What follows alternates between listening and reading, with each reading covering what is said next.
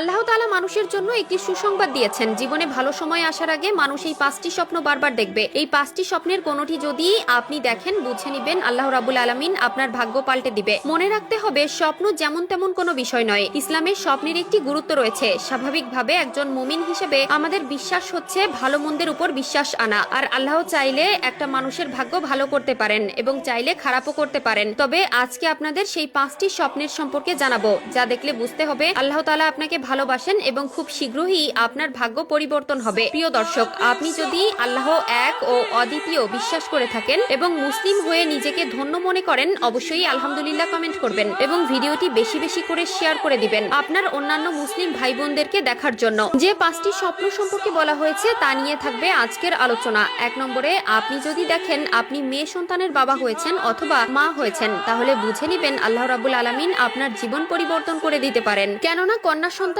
জন্ম লাভ করা বান্দার জন্য একটি সুসংবাদ। এমনকি আমাদের প্রিয় নবী হযরত মুহাম্মদ সাল্লাল্লাহু আলাইহি ওয়াসাল্লাম বলেছেন, ওই ঘর সৌভাগ্যবান যেই ঘরে প্রথম সন্তান হয় কন্যা সন্তান। কন্যা সন্তান আল্লাহর দেওয়া একটি নিয়ামত। 2 নম্বর স্বপ্ন হলো, আপনি যদি রাসূলুল্লাহ সাল্লাল্লাহু আলাইহি ওয়াসাল্লামকে স্বপ্ন দেখেন, তাহলে বুঝে নিবেন আপনার ভাগ্য খুব তাড়াতাড়ি পরিবর্তন হয়ে যেতে পারে। প্রিয় দর্শক, আমাদের রাসূলুল্লাহ সাল্লাল্লাহু আলাইহি ওয়াসাল্লাম বলেছেন, যে ব্যক্তি স্বপ্নে আমাকে দেখলো সে আসলেই আমাকে দেখলো, কারণ শয়তান কখনোই আমার রূপ ধারণ করতে পারে না। রাসূলুল্লাহ সাল্লাল্লাহু আলাইহি ওয়াসাল্লামকে স্বপ্ন দেখলে দুনিয়াতে আপনি সৌভাগ্যবান তেমনটি নয়, আখিরাতেও এর দারুণ ফজিলত রয়েছে। 3 নম্বর স্বপ্ন হলো, আপনি যদি নিজেকে হাসি খুশি দেখেন অথবা কোনো আলেমকে যদি হাসি খুশি অবস্থায় দেখেন, তাহলে আপনি বুঝে নিবেন আল্লাহ রাব্বুল আলামিন আপনাকে মেসেজ দিয়েছেন। আল্লাহ আপনার লাইফ পরিবর্তন করে দিতে পারেন। 4 নম্বর স্বপ্ন হলো, আপনি যদি নামাজরত অবস্থায় নিজেকে দেখেন, বুঝতে হবে আপনার জন্য পরবর্তীতে কোনো সৌভাগ্য অপেক্ষা করছে। যেমন ধরুন, আপনি যদি দেখেন আপনি ইমামতি করছেন অথবা আপনি যদি দেখেন আপনি মুসল্লিদের সাথে নামাজ আদায় করতেছেন, বুঝতে হবে খুব তাড়াতাড়ি আপনার ভাগ্য পরিবর্তন হতে পারে। তবে